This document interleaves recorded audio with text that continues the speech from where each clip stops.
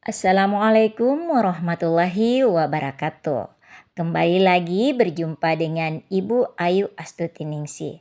Kali ini Ibu akan menjelaskan tentang perkembangbiakan tumbuhan, di mana perkembangbiakan tumbuhan terbagi atas dua, yaitu perkembangbiakan secara generatif dan perkembangbiakan secara vegetatif.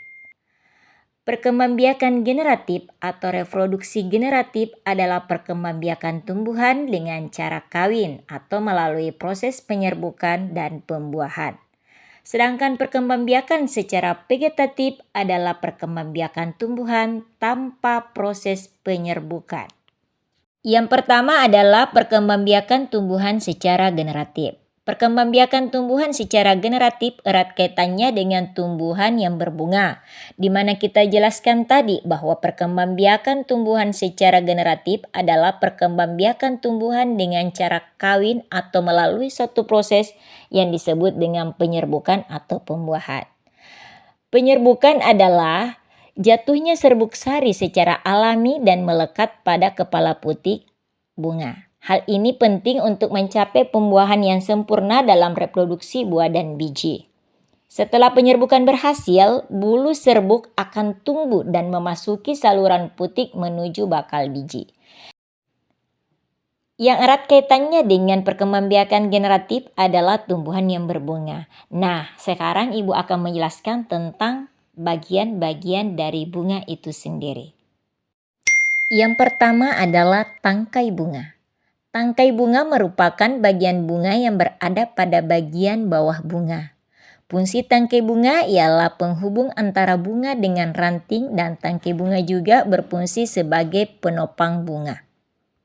Yang kedua adalah dasar bunga atau yang biasa disebut dengan receptacle, yang merupakan bagian tempat melekatnya mahkota dan komponen bunga lainnya agar tetap berada di posisinya meskipun terkena terpaan angin.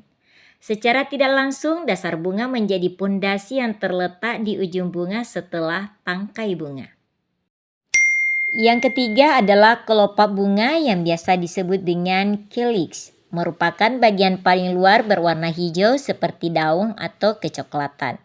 Bagian ini berfungsi melindungi mahkota pada saat kuncup.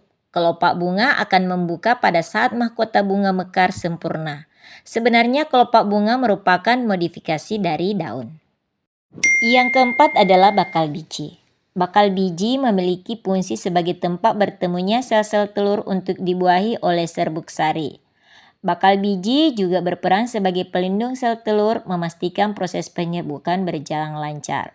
Bakal biji ini akan berkembang menjadi biji setelah dibuahi. Bakal biji terlihat langsung pada kelompok tumbuhan berbiji terbuka atau terbungkus oleh bakal buah pada kelompok tumbuhan berbunga. Selanjutnya adalah benang sari, di mana benang sari adalah sebagai alat perkembangbiakan kelamin jantan dari tumbuhan. Benang sari ini dibedakan menjadi 3 bagian, yaitu tangkai sari, kepala sari, dan penghubung ruang sari.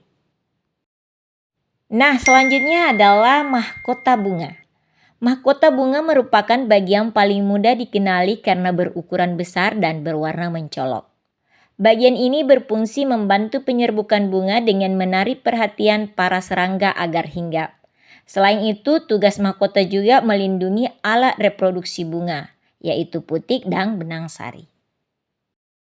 Nah, yang terakhir ini adalah putik.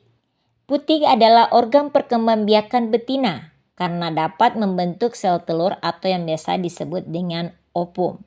Bagian-bagian putik ialah kepala putik, yang biasa disebut dengan stigma, tangkai putik yang disebut dengan stylus, dan bakal buah atau yang disebut dengan ovarium.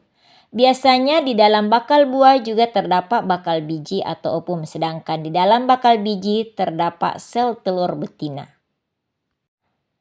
Itulah penjelasan singkat dari Ibu tentang perkembangbiakan tumbuhan secara generatif. Mudah-mudahan apa yang Ibu jelaskan dapat bermanfaat bagi anak-anakku semua. Wassalamualaikum warahmatullahi wabarakatuh.